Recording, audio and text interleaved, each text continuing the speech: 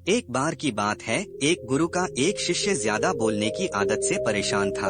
वह जब भी किसी से मिलता तो मिलने के बाद अपने मित्रों के सामने उस इंसान के बारे में अपना विचार देना शुरू कर देता था। उससे कोई पूछे या ना पूछे, वह अपने आसपास की लगभग हर चीज के बारे में अपनी राय बता देता था। आश्रम में रहने वाले लगभग हर छात्र और शिक्षक के बारे में उसकी अपनी सकारात्मक और नकारात्मक राय थी, जिसे वह बिना सोचे समझे लोगों के सामने रख देता। जब भी आश्रम में रहने वाला कोई दूसरा छात्रा अपनी समस्या लेकर उसके पास आता तो वह उसको पूरी बात सुना देता और उसे सलाह देना शुरू कर देता। वह अक्सर अपने मित्रों से कहता रहता, तुम्हें यह काम ऐसा करना चाहिए था, वह काम ऐसे करना चाहिए था। उसको अपने आसपास चीजों के बारे में जो भी आधा अधूरा ज्ञान था, उन्हें मित्रों के बीच बोल बोल कर अपने ज्ञान का दिखावा करता रहता।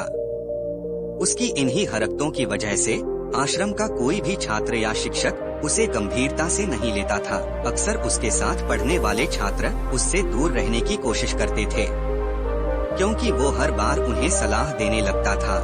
कोई भी उसे अपना मित्र बनाना नहीं चाहता था, सब उससे दूर रहना ही पसंद करते थे।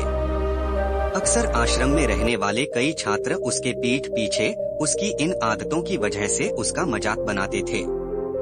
उस लड़के को भी पता था कि उसकी ज्यादा बोलने की आदत की वजह से कोई भी उसे पसंद नहीं करता। वह भी अपनी इस आदत को बदलना चाहता था, लेकिन वह चाहकर भी हर बात पर अपनी राय देने की आदत छोड़ नहीं पा रहा था। पर एक दिन वह अपने गुरु के पास गया और अपनी सारी समस्या गुरु को बताई। गुरु ने कहा, बेटा, ज्यादा वही इंसान बोलता है जिसे लगता है वह सब कुछ जानता है, पर जो इंसान यह मानता है कि वह बहुत ही थोड़ा जानता है और ऐसा बहुत कुछ है जो उसे सीखना है, तो वह कभी भी जरूरत से ज्यादा नहीं बोलता और न ही बिना मांगे किसी को राय देता है। इसलिए पहले खुद के अंदर का ये अभिमान हटाओ कि तुम्हें सब कुछ पता है। शिष्य ने गुरु के सामने अपना सिर झुका दिया। गुरु ने कहा, तुम्हारे ज्यादा बोलने की आदत को मैं एक दिन में ही तो खत्म नहीं कर सकता। यह आदत तुम्हें खुद ही अपने अंदर धीरे धीरे कम करनी होगी, लेकिन तुम्हें यह जरूर बता सकता हूँ कि किन मौकों पर तुम्हें शांत रहना चाहिए, ताकि तुम खुद को दुखी होने से और किसी बड़ी मुसीबत में पड़ने से बच सको। शिष्य गुरु की बातों से सहमति दिखाते हुए अपना सिर हाँ में हिला दिया। गुरु ने कहा, बेटे, इन 5 मौकों पर हर इंसान को अपना मुंह बंद रखना चाहिए। पहली स्थिति, जब तुम्हें लगे कोई तुम्हारे भावनाओं को तुम्हारे शब्दों से नहीं समझ सकता, उस समय तुम्हें चुप रहना चाहिए। अक्सर हम लोगों को अपनी दुख परेशानियां बताना शुरू कर देते हैं, जबकि हमारे आसपास रहने वाले ज्यादातर लोगों को इससे कोई मतलब नहीं कि हमारे जीवन में क्या गुजर रहा है। हर इंसान को केवल खुद से मतलब होता है। वह केवल खुद के बारे में बात करना चाहते हैं, वह केवल खुद की तारीफ सुनना चाहता है। उन्हें हमारे जीवन की परेशानियों से कोई मतलब नहीं और ना ही वह सुनना चाहते हैं। हो सकता है 1 या 2 बार वह तुम्हारी दुख भरी कहानी सुन भी ले, लेकिन उसके बाद तुमसे दूर भागना शुरू कर देंगे, क्योंकि कोई भी किसी दुखी और असहाय इंसान के साथ रहना पसंद नहीं करता।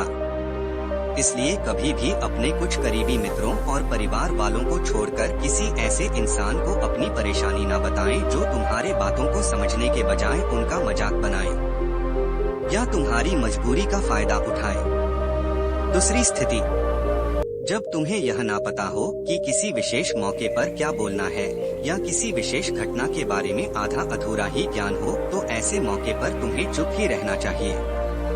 ऐसा इंसान जो आधा अधूरा ज्ञान होने के बाद भी अपनी बात प्रभावशाली तरीके से वही इंसान रख सकता है जिसे उस घटना या विषय के बारे में गहराई से जानकारी है।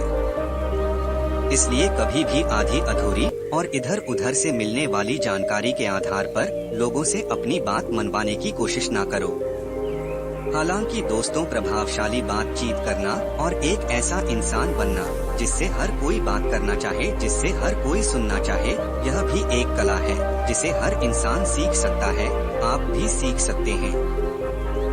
तीसरी स्थिति, गुरु ने कहा, जब कोई इंसान तुम्हारे सामने किसी तीसरे इंसान की बुराई कर रहा हो, तब ऐसी परिस्थिति में तुम्हें चुप रहना चाहिए। तुम्हें कभी भी ऐसी नकारात्मक बातचीत का हिस्सा नहीं बनना चाहिए, क्योंकि आज जो इंसान तुम्हारे सामने किसी तीसरे इंसान की बुराई कर रहा हो, वही कल किसी और के सामने तुम्हारा भी बुराई करेगा। और इस बात की ज्यादा संभावना है कि आज तुमने अगर उसके हाँ में हाँ मिलाने के लिए तीसरे इंसान की जो बुराई की है, कल रिश्ते ठीक होने पर वो तीसरे इंसान से कहे कि तुमने उसके बारे में क्या क्या कहा था, तब आपकी क्या ही इज्जत रह जाएगी, विचार करो। इसलिए जब भी कभी कोई किसी तीसरे इंसान की बुराई करे या उसके गलत समय का मजाक उड़ाए, तो तुम्हें बस उसकी बातें सुन लेनी है, आपको अपनी कोई भी राय वहाँ नहीं रखनी है। चौथी स्थिति, जब कोई तुम्हारे ऊपर गुस्सा करे और तुम्हें अपमानित करने की कोशिश करे, तब ऐसी परिस्थिति में तुम चुप रहकर सामने वाले के गुस्से को कम कर सकते हो और स्थिति को बिगड़ने से बचा सकते हो, क्योंकि क्रोध एक ऐसी मानसिक स्थिति है जो बुद्धि को हर लेती है। इस स्थिति में मनुष्य सोच विचार कर नहीं बोल पाता, जिस वजह अभद्र, अपशब्द व कड़वे वचन ही मुंह से निकलते हैं। जब तुम सामने वाले के क्रोध का जवाब क्रोध से ना देकर उस समय चुप रह जाते हो, तब यह बात उस क्रोध करने वाले इंसान के दिल में लगती है और गुस्सा कम होने पर उसे अपनी गलती पर पछतावा होता है। लेकिन तुम्हारा हर परिस्थिति में चुप रहना भी ठीक नहीं है। अगर कोई गलत कर रहा हो तो तुम्हें उसका जवाब भी देना है। हर बार तुम्हारा मौन रहना सामने वाले की गलत हरकतों व उद्दंडताओं को बढ़ावा देने जैसा होगा। लेकिन कुछ लोग ऐसे होते हैं जिन्हें हमारा चुप रहना उन्हें हमारी कमजोरी प्रतीत होती है। गुस्से के दौरान चुप रहने का यह तरीका केवल परिवार, सगे संबंधी और कुछ निकट मित्रों के लिए सही है, न कि हर इंसान के लिए। अगर तुम हर जगह चुप रहने लग गए तो इसका गलत फायदा उठाया जा सकता है।